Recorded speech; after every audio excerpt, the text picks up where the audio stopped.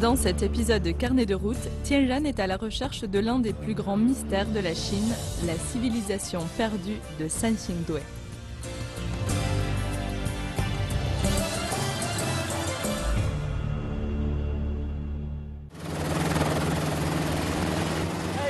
Salut, me voilà à nouveau dans le Sichuan. Mais cette fois-ci, je ne suis pas là pour filmer des pandas.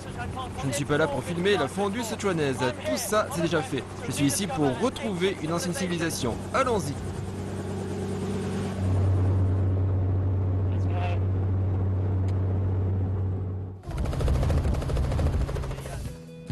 Tout de suite, les grands mots, allez-vous dire. Mais écoutez Tianran. Afin de découvrir le passé, il se dirige vers le chef-lieu de la province du Sichuan, Chengdu, et la ville voisine de Guanghan, où commence notre histoire.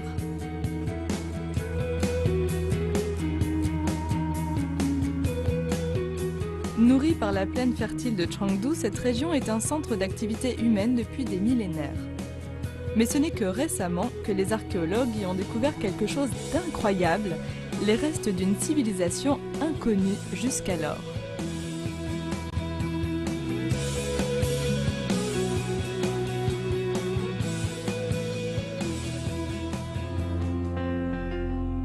Chaque histoire a un début moderne, et le nôtre nous ramène en 1929, quand un agriculteur qui creuse un fossé tombe sur une remarquable cache d'objets en jade et en pierre.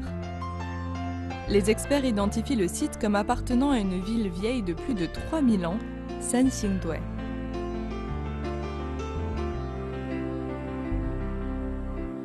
Aujourd'hui, seul un monticule marque le site où, en 1986, des archéologues ont fait une autre découverte surprenante. À l'intérieur de 2 fosses sacrificielles, ils ont trouvé un trésor de jade, de bronze et d'or. Ils ont été particulièrement frappés par des dizaines de visages de bronze coulés, certains de la taille d'une petite voiture.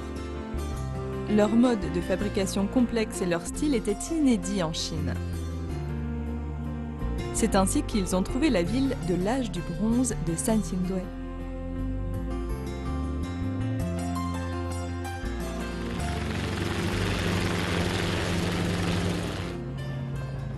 On y est.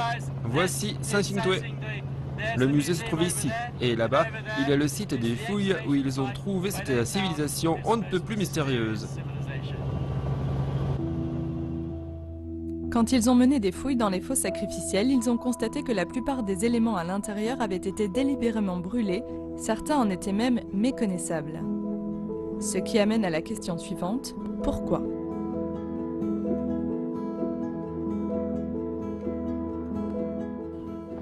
En fait, je suis un peu nerveux. Oh mon Dieu! Sous les pieds de Tianran se trouvent les énigmes qui défient notre compréhension de l'âge du bronze en Chine. Ici sont enterrés les objets les plus raffinés de l'époque jamais découverts dans le pays. Mais où les gens de Sanxingdui ont acquis les ressources et le savoir-faire pour les créer? Qui ces visages de bronze représentent-ils? Et pourquoi ont-ils une apparence si étrange? Résoudre ce mystère pourrait redéfinir l'origine de la civilisation chinoise.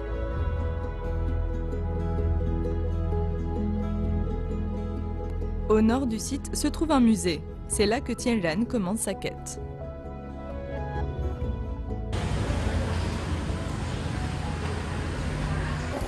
Nous y sommes. Voici ma clé pour ouvrir la porte à tous ces mystères. Les plus anciens vestiges archéologiques découverts en Chine datent de la dynastie des Shang, qui est arrivée au pouvoir dans le 2e millénaire avant Jésus-Christ. Elle était centrée sur la vallée du fleuve Jaune, soit à 1 millier de kilomètres au nord-est d'ici. Les experts étaient étonnés de découvrir qu'une autre civilisation était florissante à peu près au même moment dans cette partie reculée du pays. Bienvenue dans l'un des plus grands mystères de la Chine, Sanxingdui.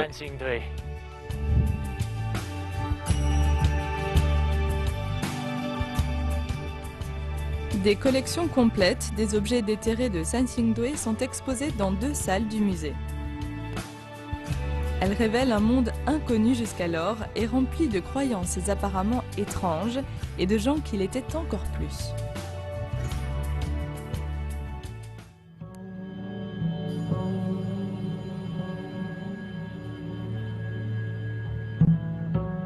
Près d'un millier de bronzes ont été retrouvés à Sansingdui. La plupart, semble-t-il, étaient utilisés lors de rituels. Pourtant, avant la découverte de Sansingdui, les seuls sites de l'âge du bronze dans le monde ayant produit de telles statues, masques et têtes en bronze, grandeur nature, ont été trouvés en Grèce et en Égypte. C'était une première pour la Chine. Alors qui étaient ces gens si énigmatiques? Et d'où venaient-ils? Waouh, regardez-moi ça!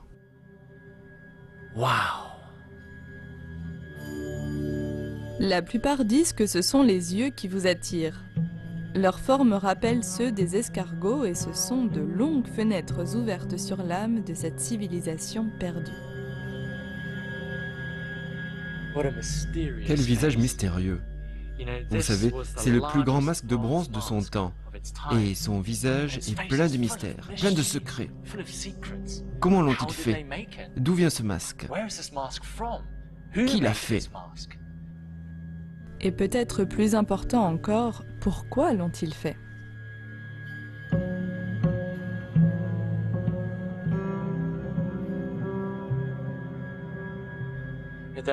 Il y a beaucoup de théories et personne n'est sûr.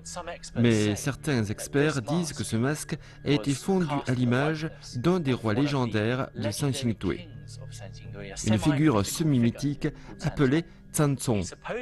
Il était censé avoir les yeux saillants, exorbités, mais ici c'est exagéré. Ils sortent, ils se projettent hors du visage, comme pour dire « je peux tout voir ». Et les oreilles, elles grandissent et sortent des côtés de la tête, comme pour dire « je peux tout entendre, je suis le Dieu tout-puissant de Sansingdui ».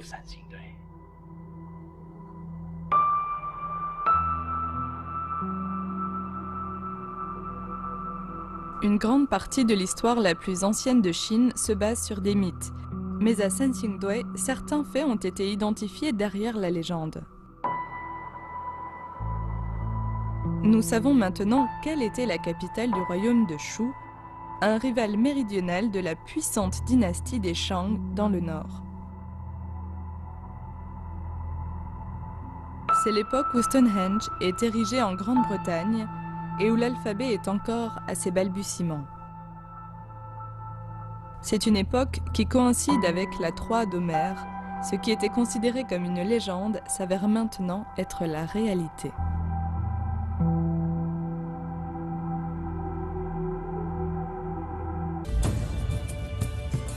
À suivre, nous explorerons le thème du pouvoir et le lien intime qu'il a noué entre Sansingdui et le soleil.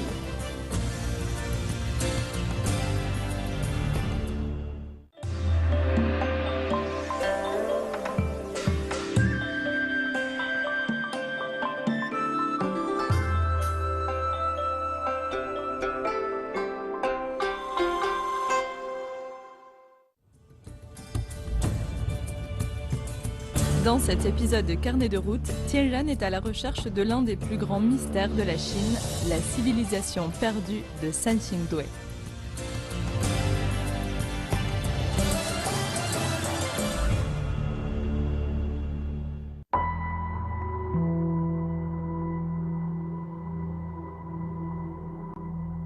Ceci n'est pas typique de l'âge du bronze en Chine. Beaucoup plus grande et censée être plus puissante, la dynastie des Shang faisait rarement des masques et quand c'était le cas, ce n'était que pour la décoration. Ces objets sont les produits de la croyance des symboles du pouvoir. Qui es-tu? Ancien et bienveillant, avec des yeux pénétrants.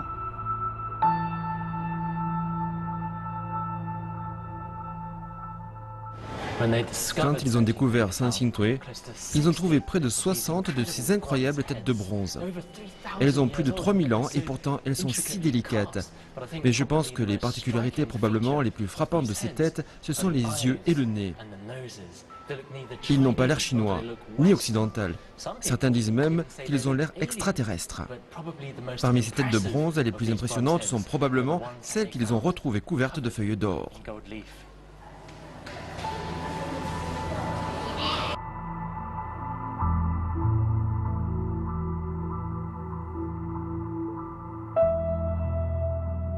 Pour les Égyptiens, l'or était la couleur des dieux, l'incarnation du soleil. Les Grecs le pensaient indestructible et immuable. L'or, quant à lui, était une ressource rare et seules les reliques les plus importantes étaient dorées. Bien que ces têtes se ressemblent, il y a de subtiles différences. Un bandeau ici, le lobe de l'oreille percé là. Peut-être représentait-elle les groupes ethniques qui composaient la société de Sensingtwe. Une chose cependant peut être avancée avec certitude, ces têtes représentent des personnes appartenant aux plus hautes sphères de l'élite dirigeante.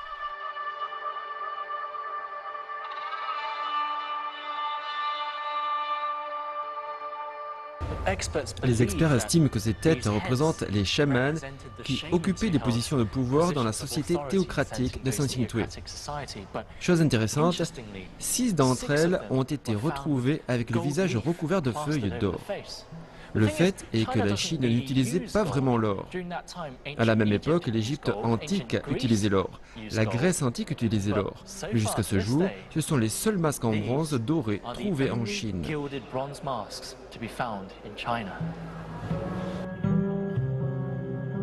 Une vaste mer de visages, aux yeux fixes jusqu'à la fin des temps.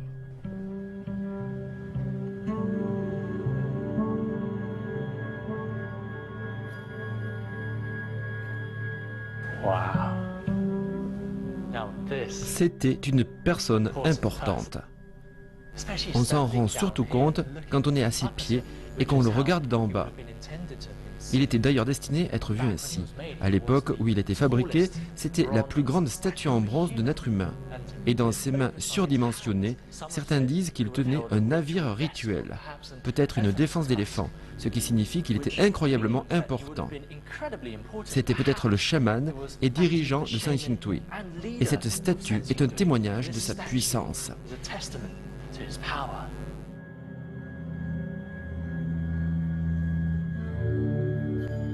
Le grand chef de Shu, un roi chaman qui pouvait communiquer avec les dieux. En effet, ce n'était pas un concept rare. Pendant plus de 2000 ans, les empereurs de Chine se considéraient comme les fils du ciel et l'Égypte avait des dieux rois. Mais quel dieu vénérait-il ?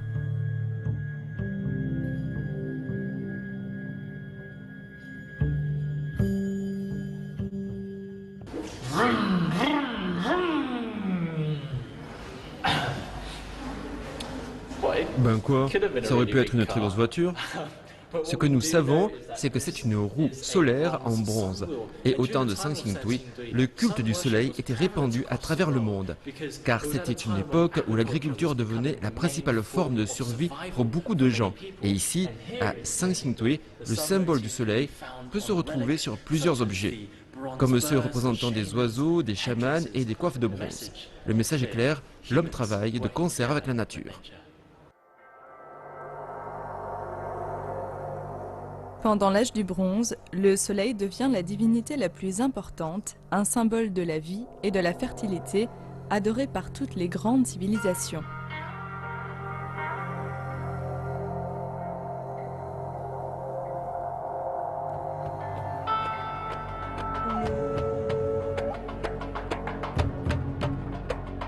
À Sensingtwe, des autels de bronze complexes ont été retrouvés avec des statuettes d'humains à genoux.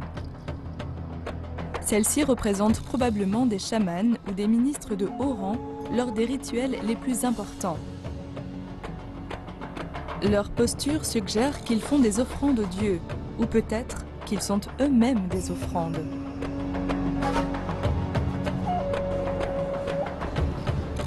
Eh bien voilà la reconstitution fidèle de bronze déterré à Sensingtwe. Évidemment, celle-ci est beaucoup plus grande que l'original, mais elle nous donne une bonne idée de l'atmosphère et de la majesté des rituels qui ont pu avoir lieu à Sensingtwe.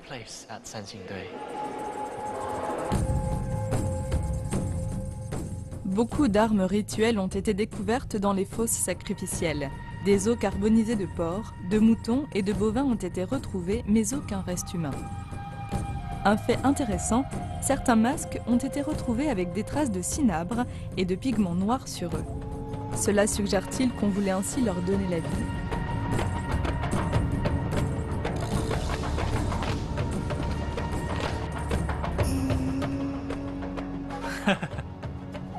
Intéressant. Je me demande à quoi ressemblaient réellement ces rituels à l'époque de Sansingtui. Mais je pense que c'est une très bonne représentation. J'ai encore plein d'interrogations sur leurs rituels. De quoi avaient-ils l'air? À quoi ressemblaient ces chamans avec leurs masques?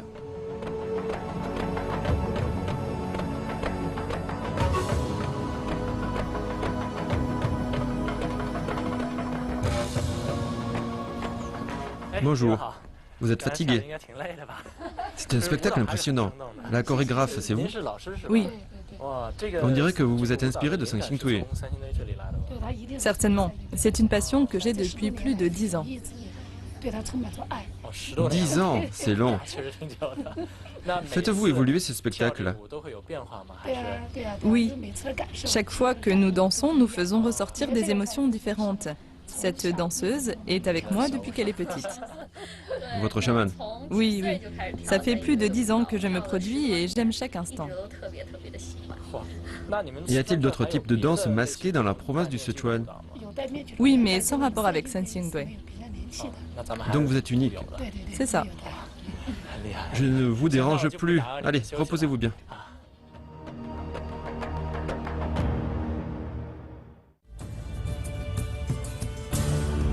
À suivre, nous nous émerveillerons devant l'ingéniosité des artisans de Sansingtui et nous nous demanderons s'ils ont bénéficié d'une aide extérieure.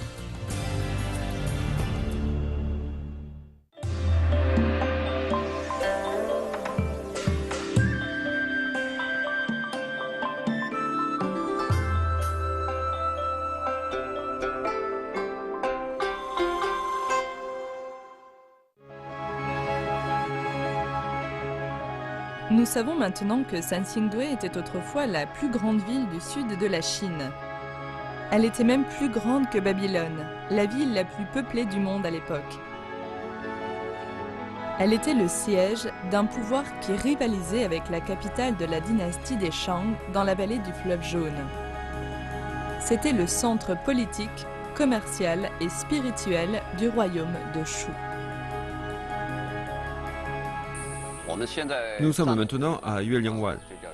Ce lieu est situé au nord de Sansingtui et les archives locales en font mention sous la dynastie Qing. Yueliangwan était le quartier nord de la ville de Sansingtui. Là-bas, il y a le mur de la ville de Yueliangwan. Il y a ici une couche culturelle riche, parce que c'était le cœur urbanisé de Sansingtui. C'est le mur de la ville? Oui, cette plateforme ici. Elle a été construite progressivement en utilisant du pisé. Ce n'est pas une formation naturelle. Tout ça, c'est le mur de la ville. Oui, il était de cette largeur et de cette longueur.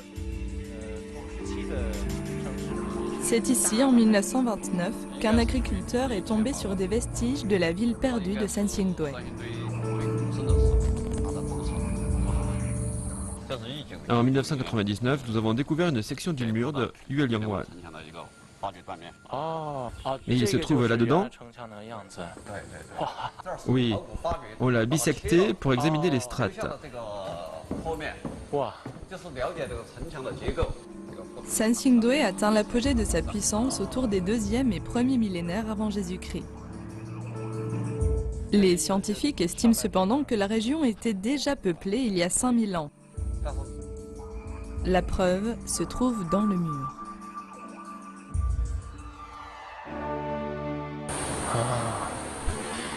C'est incroyablement impressionnant de voir l'intérieur du mur de cette ancienne ville. Il a plus de 3000 ans et bien sûr maintenant il ressemble à un très gros amas de boue et de saleté. Mais à l'époque, cela leur a demandé beaucoup d'efforts, de main-d'œuvre et de savoir-faire pour construire quelque chose d'aussi haut.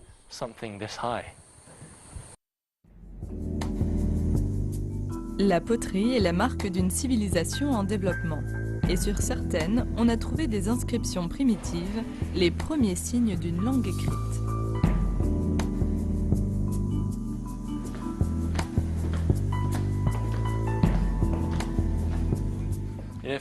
Pour beaucoup, ce sont les bronzes qui ont rendu célèbre Sanxing Tui.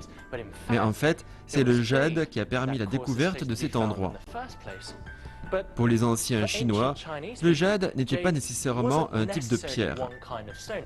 Tant que la pierre était assez précieuse et belle, il l'appelait jade, parce qu'il pensait qu'elle avait la capacité de communiquer avec le divin. À Sanxing Tui, on a trouvé tout un tas d'objets rituels en jade, comme des disques, des armes en forme de poignard et des lames pour faire des sacrifices au ciel, aux montagnes et à la terre.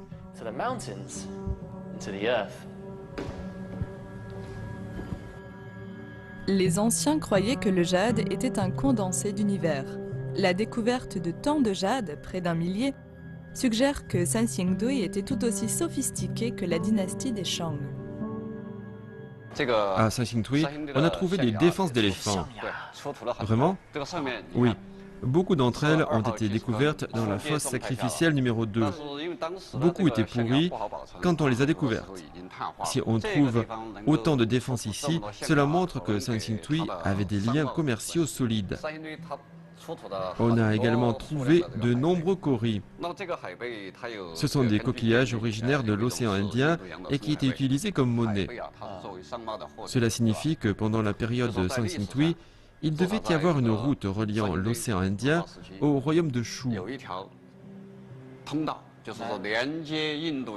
On pense maintenant que cela prouve qu'il y avait une route de la soie du Sud.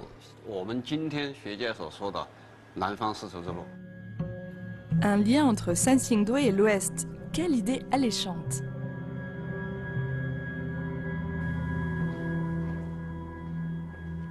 Pouvez-vous deviner ce que c'est? C'est le symbole ultime de la puissance, un sceptre d'or. Rien de tel n'avait jamais été vu auparavant. Il brillait comme le soleil. Les détails sont si délicats qu'on ne pourrait les reproduire aujourd'hui qu'en ayant recours à la gravure au laser. Certaines personnes disent que ce sceptre a plus de rapport avec les civilisations du Proche-Orient comme la Mésopotamie et l'Égypte qu'avec la Chine. Y avait-il donc un lien?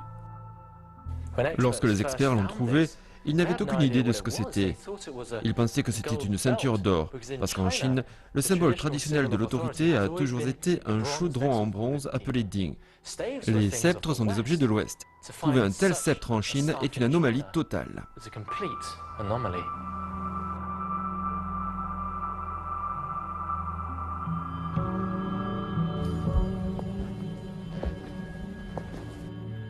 Comment ont-ils pu apprendre des artisanats aussi avancés? Cela restera peut-être à jamais un mystère.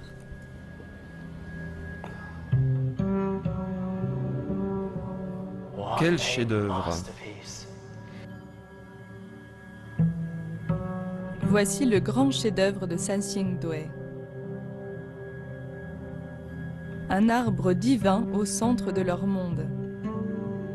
Sur ses branches, 9 oiseaux, des symboles du soleil. Lorsqu'on a découvert, il était brisé en morceaux et il a fallu aux archéologues énormément de temps pour déterminer la place des pièces de ce puzzle. Cela fait, ils étaient en mesure de le reconstruire. C'est l'arbre de bronze le plus ancien et le plus grand du monde. C'était l'échelle vers le ciel Sanxing Tui. C'était leur tour de Babel. Les oiseaux et l'arbre étaient des intermédiaires pour communiquer avec les dieux eux-mêmes.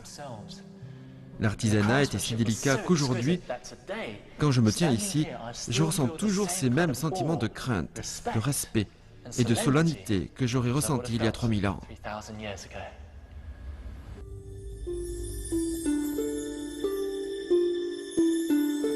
Presque chaque civilisation ancienne de l'histoire avait un arbre sacré.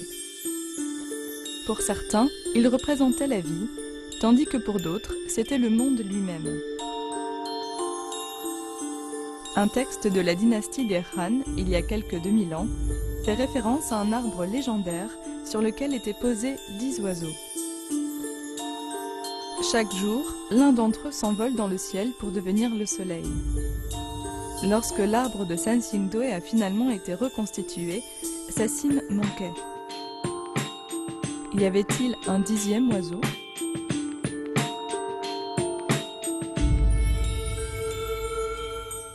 Quelle que soit leur intention initiale, le sens est clair.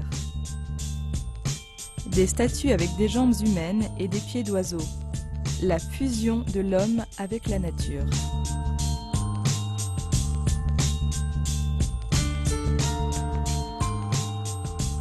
L'histoire de Sansingdue est l'histoire de la Chine méridionale.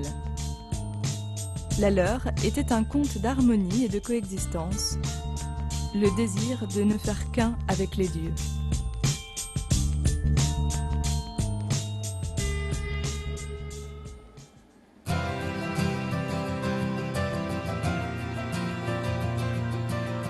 Sansingdue n'était peut-être pas si étrangère après tout.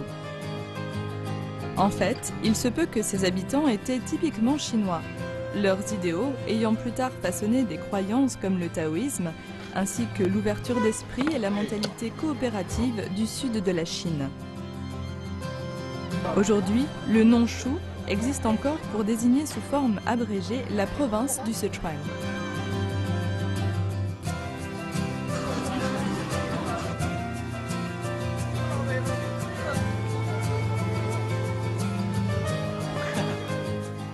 Vous savez, je me dis que probablement, ce n'est pas la religion, mais la terre qui a influencé la façon dont les gens de Sansingdue travaillaient avec la nature, et qui, peut-être, continue d'influencer les modes de vie des Sichuanais aujourd'hui.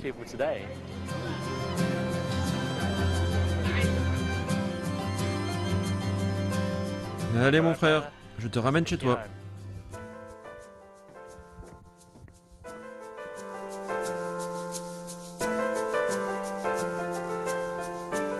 C'est drôle, vous ne trouvez pas?